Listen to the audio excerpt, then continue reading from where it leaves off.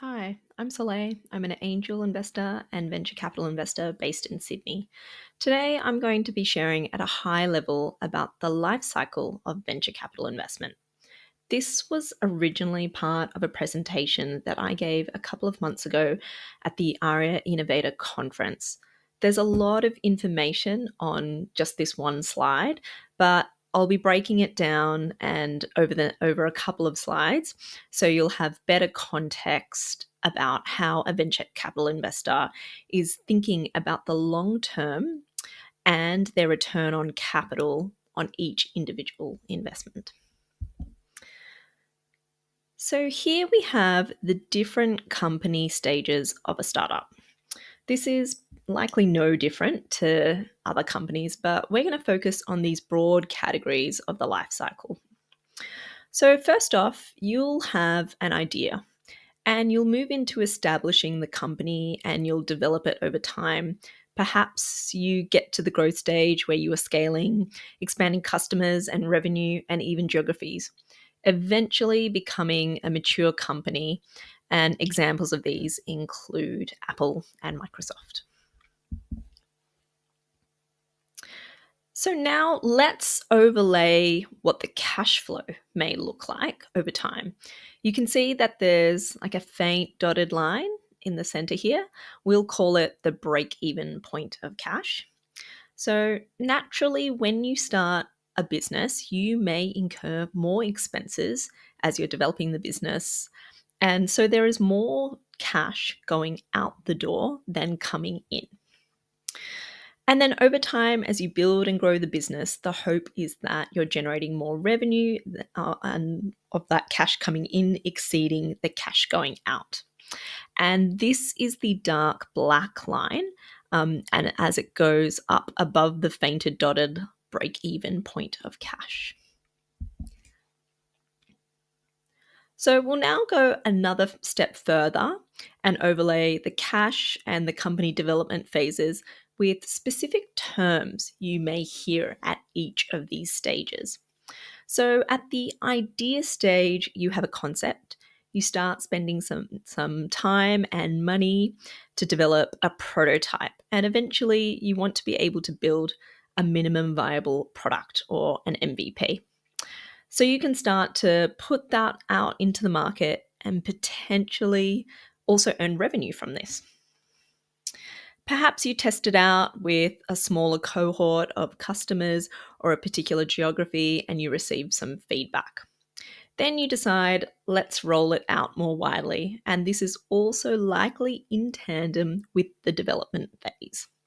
So could include adding more features and iterating the product as you get more feedback from your customers. So you start to gather some momentum, scale the business, which could mean more products or consciously moving to the expansion phase, where it could mean geographies or even buying another company if that's suitable or appropriate. Then you move to the maturity stage where there's a lot more stability. And of course, the arrow that we have at the end here, that could just keep going up. There is no limit to the trajectory. So now let's see where investment by venture capital investors sits alongside this life cycle. So at the early stages here of the concept, the MVP, this is where you may raise a pre-seed or a seed round of capital.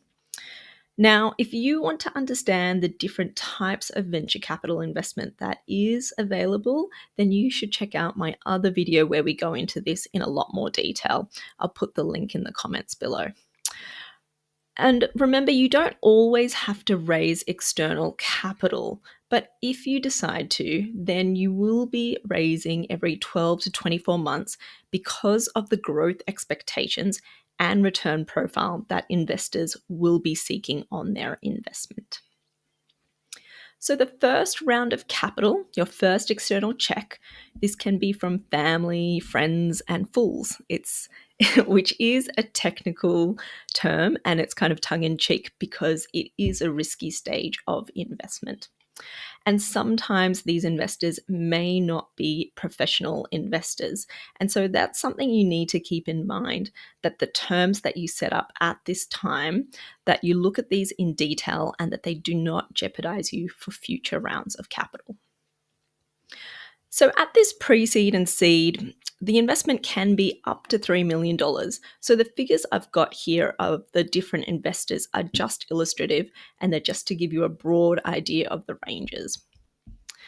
So angels and family and friends, they may be able to invest earlier when you're at the more nascent stages of development. They may need to see a prototype. Maybe you don't need to have as much revenue and metrics compared to a VC fund investor. But remember, this also depends on the macroeconomic conditions and the context of where we are in the economic cycle. And this does have an impact on this cohort of investors. So for this, I'll give you an example. So say the stock market isn't performing as well.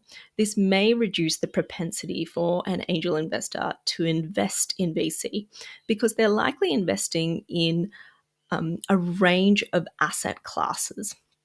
And so, what's happening in the general economy or in these other asset classes can impact how they deploy their capital.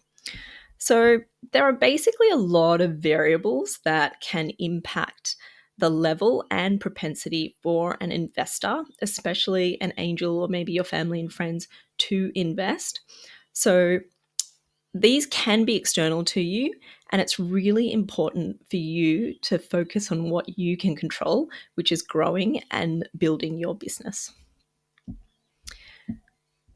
So, this investment at the early stage can be fundamental to the startup and development phase of the business, and it can help you set up for the next round of funding. So, if you are going on this venture capital path, then the expectation is that you will potentially need to keep raising capital so that you can feed the stellar growth for scale. Raising early stage venture capital is when you maybe start to raise a seed or a Series A round. So here you're likely to be talking to venture capital funds and fund investors.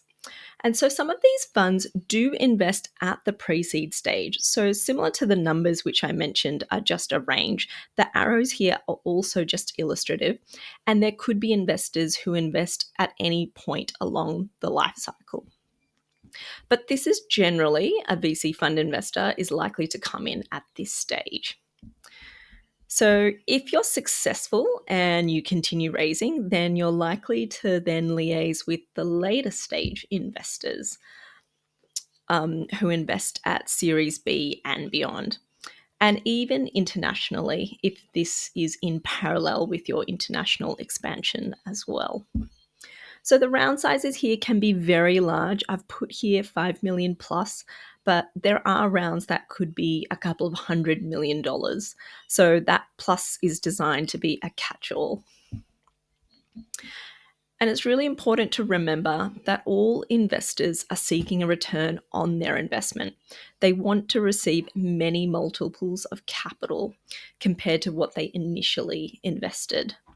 Also, because they're investing in a portfolio of deals, they don't expect every deal to pay off. So when they are assessing you, they need to see the potential of a very high return. So now we come to the final part to putting it all together, which is a return on capital can come in multiple ways. So it could be an initial public offering or an IPO. This is when you list on a stock exchange, and that is you're moving from a private company to a publicly traded company. So not all companies do go on to list on the stock exchange. Probably the most common way that an exit occurs is through a merger or acquisition or an M&A deal. So your company could be acquired by another company.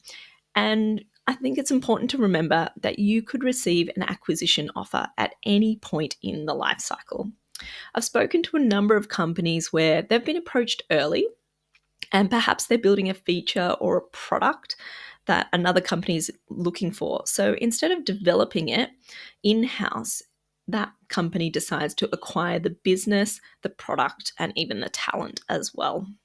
So, some examples of this include when Facebook bought Instagram back in the day, and a more recent Australian example is when Canva acquired Leonardo AI.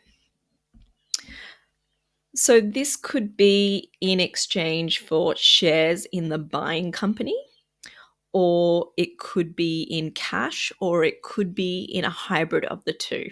So, cash and equity. Then there are also secondaries. And so this is when an investor that is invested in your company sells on to another investor. And this can be a great way for angel investors, family and friends, those at the really early stage to exit their positions at the later stage of investment.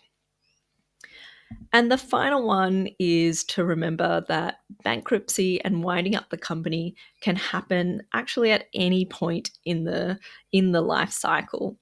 It still is an exit, but probably not the exit that founders and investors are looking for.